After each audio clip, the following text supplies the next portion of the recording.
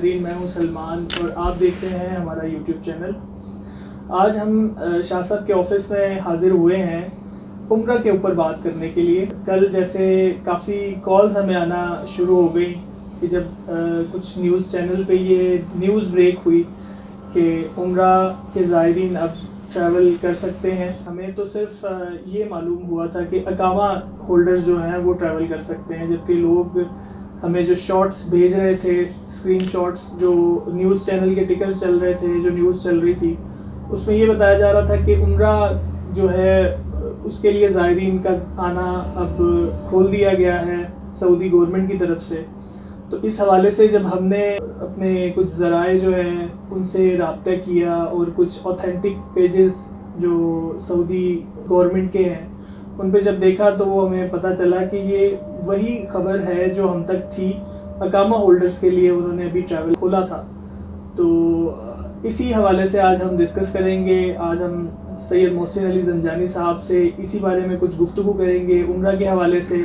मेरे साथ आज बाबर असलम है। सवाल हम दोनों मिलके करेंगे। तो पूछेंगे सैयद मोहसिन ज़ंजानी साहब से कि उम्रा के हवाले से कुछ जो आजकल ख़बरें चल रही हैं और ये कब तक खुलेगा, कब तक से नॉर्मल होंगे हालात। चलते हैं शाह साहब की तरफ। बिस्मिल्लाहिर्रहमानिर्रहीम। रात को वाकई बड़ी ना एक तशवीशनाक किस्म की हमारे लिए हालात पैदा हो गए कि रात को 11:30 बजे कॉल्स आ रही हैं। बिल्कुल ऐसे ही। और रात 11:30 बजे जब बंदे को कॉल आती है ना, पूरे दिन की थकावट और उसके बाद ऐसी खबर, और वो भी एक खुशी की खबर कि यार उम्रा स्टार्ट हो गया। ऐसे लग रहा था कि तो वो मेरे लिए भी बड़ी एक अलार्मिंग कंडीशन हो गई कि यार उम्रा खुल गया है। तो लोग तो जाएंगे, पहले तो हम चलते हैं। बिल्कुल सब इंतज़ार कर रहे हैं। ज़ाहिर है एक इंसान के जो हैं वो जज्बात मक्का मदीना के साथ अटैच हैं। इमोशनली इंसान को हर वक्त ये फील रहता है, और हर वक्त इंसान इस वक्त आजकल जो कंडीशन चल रही है, हर बंदा ही जो है वो मुंतज़िर है कि कब उम्रा खुले और कब हमें वहाँ पे हाज़िरी जो है वो नसीब हो। उम्रा खुल चुका हुआ है, लेकिन ये जो 15 कंट्रीज़ जो हैं जिसमें पाकिस्तान है, इंडिया है, बांग्लादेश है, श्रीलंका है, तुर्की है, मतलब काफ़ी सारे जो ममालिक हैं वो इस तरह से हैं जिनको ब्लैक लिस्ट किया हुआ है। बहरहाल हमने तो क्योंकि पाकिस्तान के लिए गुफ्तगू करनी है, तो पाकिस्तान जब तक ब्लैक लिस्ट में रहेगा वो नॉर्मल उम्रा कंडीशन में नहीं जा सकता। उसको 15 दिन कहीं ना कहीं क्वारंटाइन करना पड़ेगा। ये रात मैंने सऊदी न्यूज़ एजेंसी एक है उसके मैंने डिटेल्स के अंदर ये पढ़ी भी थी डिटेल। तो बहरहाल ये रात बड़ी मायूसी हुई। सारे चैनल्स वाले जो है वो नीचे, जब मैंने रात को न्यूज़ चैनल खोल के देखे भी, तो वो नीचे स्लाइड चला रहे हैं जी, उम्रा ज़ायरीन के लिए सऊदी गवर्नमेंट ने सहूलत दे दी और 72 घंटे उनको अंदर पहले वो कोरोना टेस्ट करवाना पड़ेगा। फिर जिन्होंने वो मखसूस जो वैक्सीनेशन है वो अपनी लगवाई हों तो वो जा सकते हैं। हालांकि वो इकामा वालों के लिए थी खबर। तो एनी हाउ, बस हमने ये आज इस इरादे से बैठे कि आप लोगों को हम जो है वो क्लियर कर दें माइंड कि उम्रा फ़िलहाल नहीं खुला। अब ये भी बड़ा सवाल होता है कि जी उम्रा जो है वो कोरोना की वजह से अभी तक बंद है या इसके पीछे कुछ और भी रीज़न्स हैं? बिल्कुल, क्योंकि मैचेस वगैरह भी हो रहे हैं और हर चीज़ हो रही है, लेकिन सिर्फ उम्रा बंद है। बाबर साहब, असल में ना बात ये है कि सिर्फ हम इसको कोरोना के ऊपर ना डालें। मुझे याद है कि 2003 में 4 में जब बिल्कुल मेरा ख्याल है स्कूल का टाइम था हमारा, और मैंने जाना शुरू किया। अल्हम्दुलिल्लाह वहाँ पे हाज़िरी होती थी, और सरकार दो आलम सल्लल्लाहु ताला अलैहि वसल्लम के करम से वहाँ पे जब भी गए हैं तो हमारा फोकस हमेशा ये होता था कि मक्का आ गए हैं, मदीना आ गए हैं, बस इसके अलावा ख़लास और कोई बात नहीं होती थी। लेकिन आजकल सिनेरियो टोटली चेंज है। अच्छा, उस टाइम पे हम देखते थे कि जो ट्रैवल एजेंट हैं वो बड़ा तंग किया करते थे। वो वापसी की टिकट जो है वो झूठ बोल रहे हैं, जाते हुए झूठ बोल रहे हैं। फिर वहाँ पे जो यहाँ पे कमिट होते थे होटल, वो आज भी ट्रैवलिंग का मौका मिलता है तो हमने कोशिश ये होती है कि यार जितना हो सके उस जगह पे घूम लें। और मदीना हो, मतलब मदीने की तो हर गली कूचे का फैज़ है। सरकार अलैहिस्सलाम की आज भी वहाँ पे फैज़ान अल्हम्दुलिल्लाह आम है। तो वो मेरा इरादा यही होता था कि यार हम जितना यहाँ पे एक्सप्लोर कर सकें कर लें। फिर ज़ाहिर है उस वक्त पे एज भी बिल्कुल लड़कपन की थी, तो शरारतें करना, खेलना और हर तरह के मामला। वहाँ मदीने में कई लोगों से दोस्तियाँ भी हो गई थी बच्चों से, वो आ जाते थे और हम अक्सर कभी फुटबॉल बाहर मदीने की रोड पे खेल रहे हैं। एक दफ़ा आप तो माशाल्लाह सैयद हैं, तो आपका भाई घर ही हुआ वो। ज़ाहिर है सादात तो सारे वहाँ से आए ना अल्हम्दुलिल्लाह। और मुझे याद है जब मस्जिद नबवी शरीफ में वो छतरियाँ बाहर लगी ना सेन में, पहले नहीं होती थी, तो उसकी उन दिनों में मैं मदीना जब पहुँचा तो वहाँ पे हरमैन शरीफैन की तरफ से मुझे जो है वो दावत भी थी, इनविटेशन। तो हम लोग गए जंगलात के अंदर, अरबियों का एक स्टाइल होता है, वो पार्टी थी, जितने भी इंजीनियर्स थे और जो वर्कर्स थे उनकी पार्टी थी। मुझे भी एज अ वर्कर वहाँ पे उन्होंने इनवाइट किया और उसकी बल्कि पिक्चर्स होंगी, मैं इंशाल्लाह आपको दूंगा, वो आप लगाइएगा भी। तो वो हम पूल के अंदर नहा रहे थे, फुटबॉल खेल रहे हैं, वो खाने आ रहे हैं वो मंदी स्टाइल में, बड़ा मज़ा आया। तो बहरहाल बात कहीं और निकल गई, मदीने की बातें हो तो कहाँ से कहाँ निकल जाती हैं बातें। तो कहने का मकसद ये है कि एजेंट्स का भी कसूर है, और जो हमारे मुशाहिदे में चीज़ें आई हैं उसमें लोगों ने भी जो हमारे सुनने में आती थी बातें, हम जनरल बात कर रहे हैं, किसी को पॉइंट आउट नहीं कर रहे हैं यहाँ पे, लेकिन हमें ये भी सोचना चाहिए कि आया हमारे किए तो नहीं आगे कि हमारे लिए मक्का मदीना की हाजिरियाँ बंद हो गई। बिल्कुल ऐसे ही। मुझे एजेंट्स बाज़ दफ़ा बहुत एक्सट्रीम पे जाके लोगों के साथ बदतमीज़ी भी कर जाते हैं और उनकी कॉल्स भी अटेंड नहीं करते।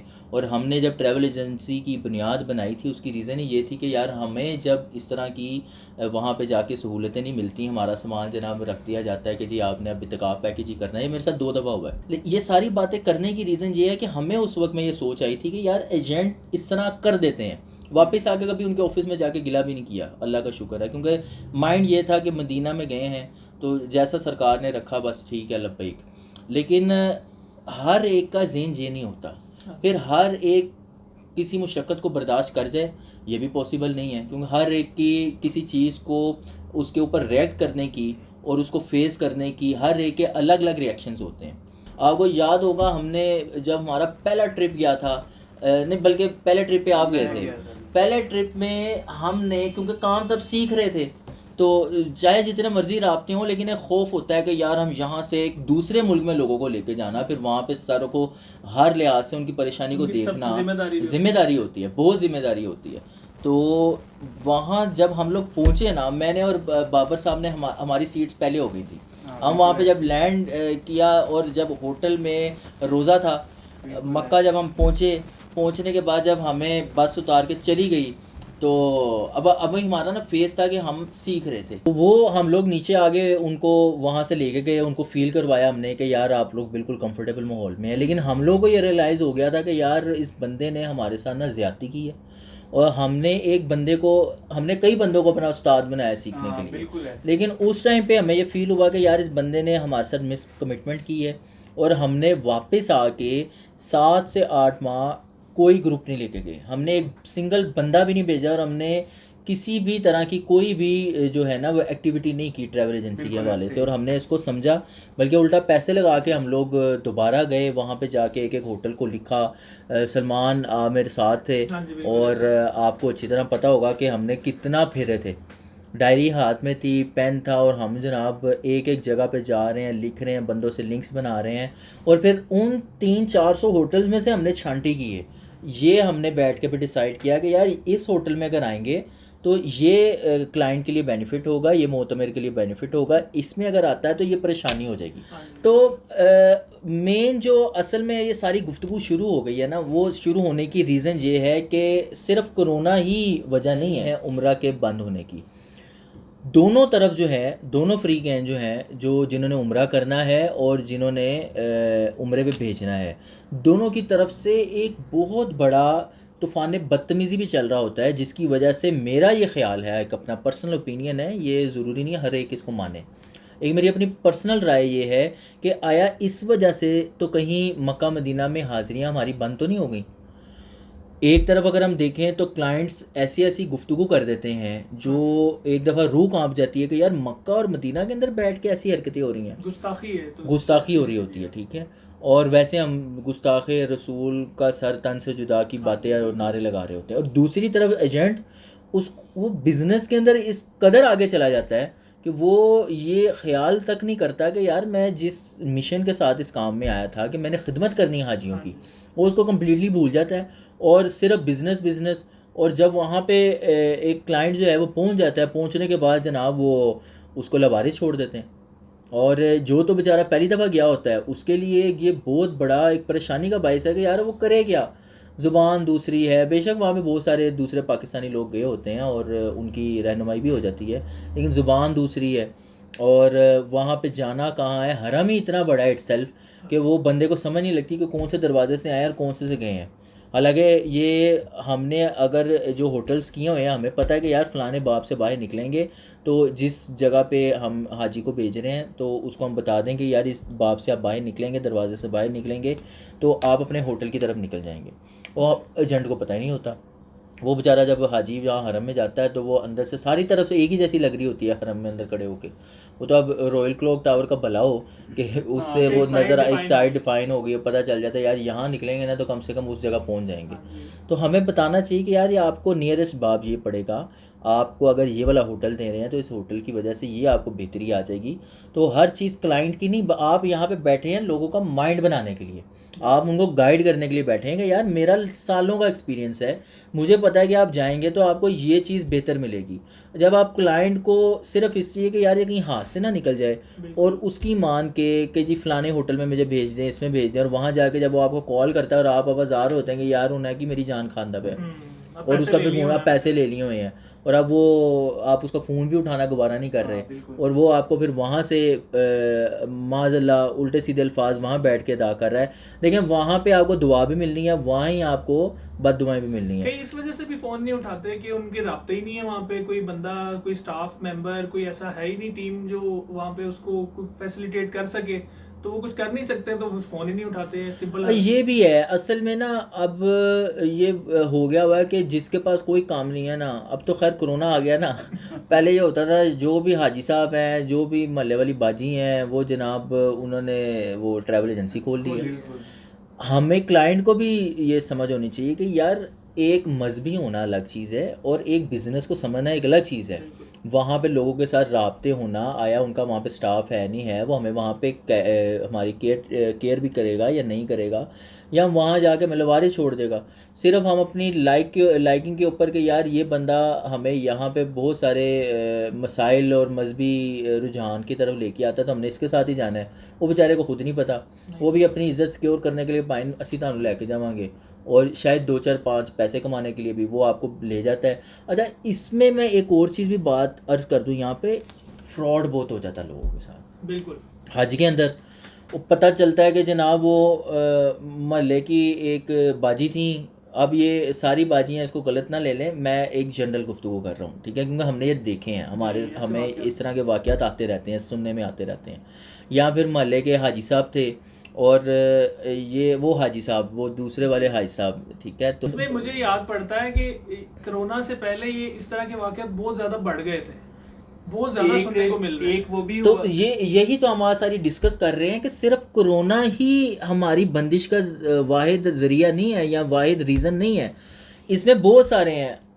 मोतमिर वहाँ जाता है, मक्का मदीना की हुर्मत को पामाल कर देता है, ऐसी गुफ्तगू सारों के लिए नहीं है। ये 10% लोग होते हैं जो वहाँ जाके बिल्कुल फ्री है, विल या करना ही कुछ नहीं, अब उम्रा भी हो गया, ज़ियारतें भी, अब करें क्या।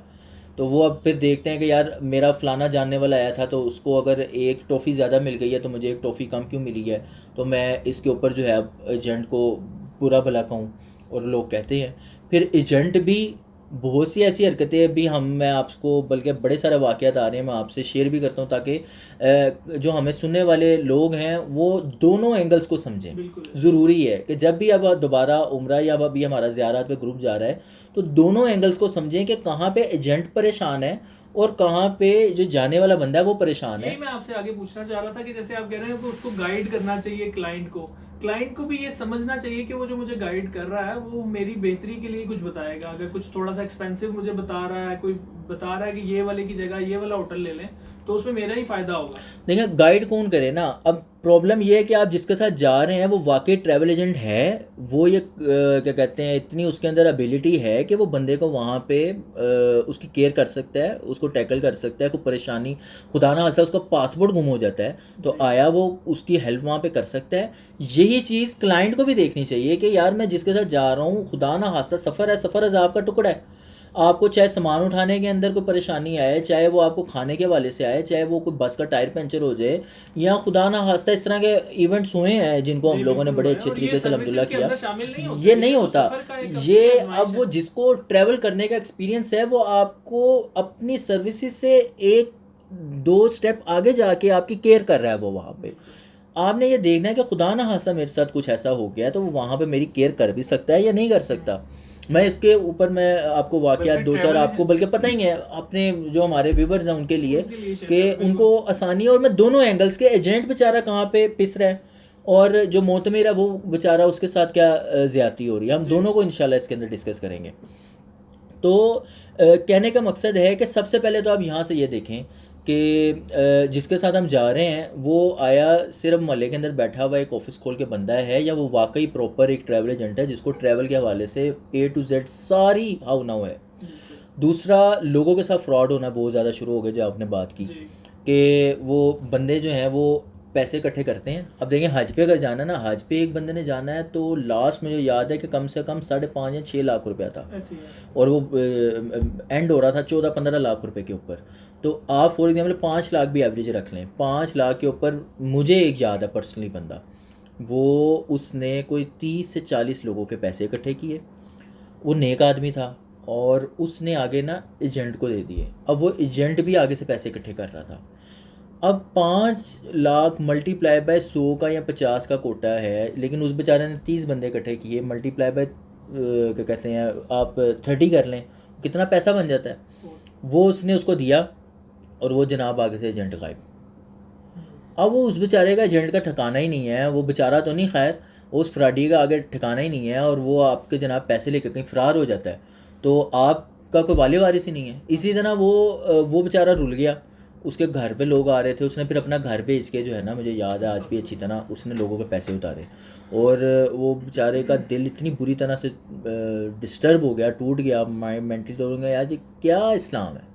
इन्हें देखें हमारी एक ऐसी हरकत से कि हम मुसलमानों के जहाँ पे जज्बात हैं मक्का मदीना, वहाँ के लिए भी लोगों को नहीं बख्शते। और वो सब एक इस तरह भी एक सिटी में ये भी हुआ था ना कि एक बंदा 70,000 का पैकेज निकाल के बैठा हुआ था, तो लोग बस धड़ाधड़ उसके पास जा रहे थे कि यार ये सस्ता दे रहा है, और वो सुनने में आया था 2900 उसने पासपोर्ट इकट्ठा किया 70,000 के हिसाब से, और जबकि डेट दी उस दिन वो खुद ही नहीं था, मतलब ये वो तो वो खुद ही नहीं था। हाँ, वो इस तरह हुआ कि फिर उन्होंने जो शॉप थी वो ताले वगैरह तोड़े थे, वो बोरे निकले थे पासपोर्ट्स के बोरे निकले थे, लेकिन बंदा निकल गया पैसे लेके। तो इस तरह के वाकयात हो जाते हैं। सबसे पहले तो क्लाइंट को ये चीज़ देखें कि यार हम जिसके साथ जाएं वो वाकई तबारी बंदा हो, उसका प्रॉपर ऑफिस हो, वो आटा हो, और वो एक ट्रैवल एजेंसी उसकी रजिस्टर्ड हो, वो एवं ही ना कहीं बैठा होगा जनाब आए हम आपको लेके जाता हूँ। ये तो सबसे पहली केयर करनी ज़रूरी है। अब वहाँ पे हम पहुँच गए, एजेंट जो है वो मुझे अच्छी तरह याद है जब हम लोग सीख रहे थे, एक तो वाक़या हो गया ना, ये स्टार्ट में हमने जिक्र कर लिया कि जी हम जब पहला साथ हमने बनाया था तो हमारे साथ जो हुआ हमें रियलाइज़ हुआ वो एक अल्लाह का हमें क्या कहते हैं करम है कि हमने उनकी जितनी केयर हो सकती थी बिल्कुल। उसके बाद सलमान साहब आपको याद होगा जब हमने वेरी सेकंड जो हमारा ट्रिप था वो हमने जब किया, और हमने अपने बंदे जो हैं वो मक्का से रवाना किए बड़े खुशी 4 स्टार होटल से जी, दारुल मान ग्रैंड जिसको लोग 5 स्टार कह के सेल करते हैं, वहाँ से लोग जनाब मदीना के लिए जा रहे हैं। और जब आपको हो रहा था कि यार मैं पहली दफ़ा आया हूँ तो हमने उम्रा करना है, मैं कह रहा था कि यार अगर लोग पहुंच जाएं हमें ज़रा तसल्ली हो जाए मगरिब के बाद इंशाल्लाह, वो फिर फाइनल ये हुआ कि आप कर लें, मैं लोगों के लिए जो है वो वेट करता हूँ। इराम बांध ने मस्जिद आयशा है, इफ्तारी का टाइम था, आधा घंटा पहले जो कॉल आई उस कॉल ने हमारी दुनिया बदल दी। और अल्लाह का बड़ा करम है कि अल्लाह ताला ने उस वक्त बड़ा हमारे लिए आसानियाँ पैदा फरमाई, नीयतें साफ़ थी। वो हुआ ये बाबर जी कि वहाँ पे जब हम पहुँचे हैं ना तो कॉल आई कि जी आपका तो जो आपने मोतमिर भेजे हैं मदीने की तरफ उनका तो होटल ही बुक नहीं है, उनका एक दिन बाद क्या उनको रोकें। मैंने कहा यार मैंने आपको ज़ोहर में कॉल करके कहा था कि आपकी तरफ हम बस पूरी भेज रहे हैं तो इन्होंने मगरिब में पहुंचना है, इनको चेक इन करवाएं। वो आदमी कहता है जी मेरे जिस आपने एजेंट के थ्रू होटल्स करवाया उसने आज का होटल आपका बुक ही नहीं करवाया, ये तो कल का बुक है। तो मैं आपके बंदों को कैसे चेक इन अच्छा, करूँ? आपने पहले ये किसी और एजेंट से करो? ये अभी हम सीख रहे थे। पहला उस्ताद जब मैं आपके साथ गया था हमने बिल्कुल, तब बनाया, दूसरा उस्ताद जब हम सलमान भाई के साथ गए, तो ये उस्ताद भी आजकल के ना वाकई उस्ताद हैं, तो उन्होंने अपनी उस्तादी खेली। और अब मक्का से जो बंदा जो उनका वहाँ पे बंदा था, मैंने उसको कॉल किया, उसने कहा जी आपका आज के दिन तक का रूम था, आगे मदीना में होना चाहिए, तो वो क्यों नहीं है? खैर हम लोग अल्लाह अल्लाह करके उस टाइम पे इफ्तारी करके जो है वो हरम चले गए। मैंने सलमान साहब को कहा, मैं कहा पीर जी तुसी जा रहे हो तो उत्थे हुण जरा ना तवाफ दे अंदर लोकां लई दुआवां करो कि उत्थे जो पहुंच रहे हैं वो खैर खैरियत से मसला हल हो जाए। दुआएं और बस अपना भूल गया, बहुत परेशान और लोग नजर, हमें कुछ नजर नहीं आ रहा था, हमारा हम सुन हो गए थे। मेरे साथ व्हाट्सएप पे टच में थे तो आप मुझे यही कह रहे होते थे कि यार बस दुआ करो इस परेशानी से निकल जाए। बड़ी उस टाइम बड़ी सलमान से भी बात हो रही होती थी ये कि यार बस बैठे हुए हैं इफ्तारी के लिए, लेकिन ये नहीं पता करनी है कि नहीं करनी, क्योंकि उधर की टेंशन पड़ी हुई है। तो वहाँ पे फिर मुझे एक जो ज़ाहिर है मेरे अपने लिंक्स भी थे, उन्होंने कहा कि यार आप वजारत हज से रब्ता करें। वजारत हज कॉल की, उन्होंने फिर वहाँ पे जो शिरके का ओनर था उसका नंबर दिया, उससे मैंने बात की, मैंने कहा जी ये वाउचर हमें पाकिस्तान से मिला है, आपके वहाँ पे बैठे हुए शिरके के बंदे ने दिया था, उसके ऊपर लिखा हुआ है कि आज की डेट में हमारा होटल है, तो अब ये होटल में वो कह रहे हैं कि आपकी बुकिंग ही नहीं है। उसने मेरे से कहा जी आप 10-15 मिनट दें, मैं अभी आपका मसला हल करता हूँ। उसने पाकिस्तान बंदे को कॉल की, उसने कहा जी ये आपने वाउचर दिया है, अगर आप इस बंदे को होटल में चेक इन नहीं दे सकते तो हमारी आपके साथ जो एग्रीमेंट हुआ है वो कैंसिल। अब उसने ज़ाहिरा उन्हें पता नहीं रमज़ान का महीना था, कितने वीज़े निकाले होंगे और कईयों ने ट्रैवल करना होगा और कईयों को बेच चुके हुए थे। तो अपने करोड़ों रुपए की पड़ गई, उसको पड़ गई अपने करोड़ों रुपए की। शिरका इतना स्ट्रॉन्ग होता है कि ये करवा सकता है, ये कुछ भी करवा सकता है, ये समझें। अगर तो जो मोतमिर है उसको पता हो कि मैं वजारत हज से अपनी क्या कुछ हेल्प ले सकता हूँ, तो ये तो वहाँ पे किंग है, एजेंट उसके आगे कुछ नहीं है। उसने अब ये देखें, हम अगर इतनी खुल के बातें अपने व्यूवर से शेयर कर रहे हैं तो उसकी रीज़न ये है कि इन लोगों को भी पता हो कि हम जो ट्रैवल करेंगे उसमें हमारे लिए क्या कुछ हो सकता है बेनिफिट, हमारे हकूक़ क्या हैं। और ये इसलिए हम सारा कुछ शेयर कर रहे हैं क्योंकि दिल में कोई मैल नहीं है। हम यहाँ से भी गाइड करके भेजते हैं और कोई भी नहीं बताता, छुपाते हैं ये चीज़ें कि यार वो क्लाइंट को पता चल गया तो ये हो जाएगा वो हो जाएगा। तो एनी हाउ वहाँ से उसने कॉल की, विद इन 10 to 15 मिनट्स में उसकी कॉल आ गई पाकिस्तान से। वो जो पहले फ़ोन ही नहीं उठा रहा था, और हम मगरिब से पहले से कॉल कर रहे थे तो फ़ोन ही नहीं उठा रहा था, हमें पता नहीं था करना क्या। उसकी कॉल आ गई, सर मैंने आपके लिए होटल का अरेंज कर लिया है, एक दिन आपके जो क्लाइंट्स हैं वो इधर रहेंगे और उसके बाद अगले दिन वो चेकआउट हो जाएंगे। हालांकि ये बड़ा एक अजाब है सर कि अपना सारा सामान उठा के वहाँ पे आएँ, फिर सामान खोलें, फिर अगले दिन पैक करें, फिर दूसरे होटल में जाएं। तो लेकिन उस टाइम पे खैर जो भी उसके साथ गुफ्तगू हुई, उस टाइम पे यही हमारे लिए भी अल्लाह की तरफ से बेहतरी की एक किरण नज़र आई कि कम से कम बगैर छत के तो नहीं रहेंगे ना, उनको एक जगह मिल जाएगी, ख़वातीन हैं, बच्चे हैं। और अब ये परेशानी, अब देखें ये परेशानी क्लाइंट्स को उस टाइम पे नहीं पता थी, ठीक है, लेकिन हमें पता था कि यार अल्लाह ने हमें कितने बड़े मसले से निकाला है। एक दिन हमें खामोशी से, और वो हम सहरी तक सुनते रहे लोगों की बातें, और आप उम्रा करके भी आ गए थे, चेंज भी कर लिया था, सहरी में हम बैठे हुए हैं और सहरी भी जनाब पता नहीं कब अज़ान हो गया, हम जूस पकड़ के बैठे रहे हाथ में। और उस रात पूरे मक्का में ये और मदीना में बड़ा इशू रहा था, वो पूरा ही ओवरऑल रहा था। जो लोगों ने मक्का से मदीना आना था उनके लिए भी परेशानी थी, जो मदीना से मक्का जाना था उनके लिए भी परेशानी थी। इसमें कुछ तो एजेंट करते हैं, जैसे कि मैंने पहले भी एक वो बाबर भाई ने ये देखा हुआ है और आपने भी देखा हुआ है कि कुछ तो एजेंट करते हैं, ये एजेंट की तरफ से होता है।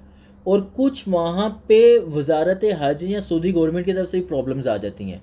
तो ये हर चीज़ को अगर तो आप मैनेज करना चाहें, जैसे हमारा इरादा था कि यार हमने मैनेज करना है, तो मैनेजेबल हैं ये चीज़ें। और अगर आप कहते हैं कि जी इसको हमने बस ठीक है वो कोई नहीं एक दिन बाहर ही रहेगा, और ऐसे लोग होते हैं और रहे थे लोग रहते हैं बड़े। हमारे से अलावा जो लोग गए थे तो वो वहाँ पे हमने देखा था वो उनको चेक इन नहीं मिला। फिर हाजियों ने खुद भी बताया था कि बड़े लोगों को हमने सड़क पे देखा। लेकिन हमें जी कुछ जो देखें जो ट्रैवल को समझते हैं उनमें से कुछ लोगों ने, हमारी नासिर भाई थे उनके अंदर, गालिबन वो बिलाल साहब थे, उन्होंने हमारी हक में ना सिर्फ आवाज़ उठाई बल्कि कहा कि यार आप देखें हज़ारों लोग बाहर बैठे हुए हैं, और हमें अगर इन्होंने होटल ले दिया और कह रहे हैं कल एक हो जाएगा, इन्होंने हर चीज़ हमें बढ़ चढ़ के दी है, तो अगर छोटी सी मिसमैनेजमेंट हो गई और सफ़र में ये हिस्सा है हो जाती है तो, और वो भी हमारी वजह से नहीं थी, वो जो पाकिस्तान के अंदर बैठा हुआ बंदा था उसने कर दी। तो वो तो खैर हमने जब पता चला ना कि ब्लंडर ही उसकी तरफ से था, जी। उसने बुकिंग ही नहीं ली हुई थी। तो वो खैर नेक्स्ट डे जब शिफ्ट हो गए, लेकिन उस रात जो हमने बातें सुनी, लेकिन अल्लाह का शुक्र अल्हम्दुलिल्लाह अल्लाह ताला ने इज़्ज़त आबरू के साथ उस मामले को हल किया। और जो अच्छे लोग समझते थे उसमें से 80% लोगों ने हमारी हमायती की थी, और 20% लोग जो हैं वो उनकी हम शायरी तक बातें सुनते रहे, लेकिन कोई बात साहब नहीं। जी, जो मोतबरीन वहाँ पे जाके कुछ ऐसे अल्फाज बोल देते हैं जो शिकवा वो कर रहे होते हैं अपने एजेंट के साथ, और वो उस सरजमीन का भी लिहाज नहीं करते, तो उस बारे में आप क्या कहेंगे? ऐसे ऐसे सख्त अल्फाज जो बताया भी नहीं जा सकता। हम अपना ही वाक़या बयान कर देते हैं, लोगों का क्या कहना जी। है। और ये कोविड से पहले चंद माह पहले की बात ही है, हमारे साथ 2-3 फैमिलीज़ गई थी, इकट्ठी थी वो, और उनमें से एक फैमिली ने किसी और ट्रैवल एजेंट से अपनी टिकट्स करवाई हुई थी, और बाकी ने सारा पैकेज हमारे से लिया था। 5 स्टार का उनका सारा पैकेज था। जब वो पहुँचे हैं उधर मदीना मक्का में, हिल्टन स्वीट्स थी, बड़ा कंफर्टेबल माहौल, हमारी तारीफ़ें भी, सब कुछ हो रहा है। जब वो मदीना पहुँचे हैं, मदीना क्योंकि अब उनका बजट आउट हो रहा था, उन्होंने कहा जी हम 4 बंदे हैं, यानी एक फ़ैमिली उनमें ऐसी थी जो 4 अफराद थे, और उन्होंने 2 बेड वाला रूम ले लिया था। आपको पता ही है 5 स्टार होटल 2 बेड वाला जो रूम होगा उसमें क्यों 4 लोगों को डालेंगे। मुझे तो याद है वो बड़ी आपसे रिक्वेस्ट करवा के उन्होंने ये पैकेज करवाया था, क्योंकि बजट उनका आउट हो रहा था। बजट आउट, वो लोग तुर्की से भी होके आ रहे थे, जी। तो बजट उनका आउट हो रहा है। रहना भी उन्होंने 5 स्टार में था, और अब मदीने के अंदर वो चंद दिन थे उनके, तो वो कह रहे थे जी हमें जो है वो 2 बेड वाला रूम दें, तो हम अब एडजस्ट कर लेंगे, ज़मीन पे सो जाएंगे, कुछ भी कर लेंगे। यानी इस तरह की गुफ्तगू। यहाँ रात 12-1 बजे तक बैठे रहते मेरे पास, बड़ा सर घुमाया करते करते। फिर मैंने रिक्वेस्ट की उधर 5 स्टार होटल में, उन्होंने कहा जी करते तो नहीं है, चलें एडजस्ट कर लेंगे। और उन्होंने ब्रेकफास्ट भी इंजॉय किया, 2 बंदों की बुकिंग पे 4 लोग ब्रेकफास्ट इंजॉय करते रहे। तो वहाँ पे जाके उस बंदे ने, मदीने पहुँचने के बाद उस बंदे ने ये सारी बातें बुला दी। अब हर क्लाइंट ऐसा नहीं होता, बड़े अच्छे भी होते हैं, आपके लिए तहफ़ भी आते रहे हैं। कईयों ने हमारी ट्रैवल एजेंसी के कार्ड्स भी बना के भेजे हैं। वो कपल जो थे उन्होंने, वो लगाइएगा भी अगर कहीं पे होती है उसकी पिक्चर, तो उन्होंने हमारे लिए बना के भेजा। इसके अलावा बहुत से लोग वापस आके, बल्कि हमारे वहाँ पे जो हैदर भाई हैं या दोस्त होते हैं उनके लिए, उनको भी गिफ्ट देते हैं, दुआएँ करते हैं। सबसे बड़ी चीज़ है दुआ। वहाँ पे हरम से अगर हमारे लिए दुआ हो रही है तो इससे बड़ी और क्या चीज़ है। तो कुछ क्लाइंट्स ऐसे होते हैं जो हर चीज़ में कि यार हमने पैसे खर्चे हैं तो ये हमें मिलनी चाहिए, तो वो उनको मिली भी। लेकिन अब वो 4 बंदों को 2 बेड रूम के अंदर कैसे एडजस्ट करें। उन्होंने जनाब मुझे फ़ोन किया जिसने मेरी तबीयत आवाज़ार कर दी। उन्होंने कहा जी आपने हमें ऐसा होटल लेके दिया है जैसा पेशावर में पठानों का होटल नहीं होता जो लाड़ी अड्डे पे होता है। मैं कहा यार लोग मदीने बैठ के, हमने ये 2003-4 में जब मदीने गए हैं, ये अल्लाह का बड़ा करम है, अल्लाह ताला ने सोबत ऐसी दी कि जैसे भी मदीने में जिन भी हालात में रहे हैं, अल्हम्दुलिल्लाह अल्लाह ताला ने अल्लाह का शुक्र अदा किया। एजेंट जो हैं वो यहाँ से हम पैकेज फुल लेके जाते थे।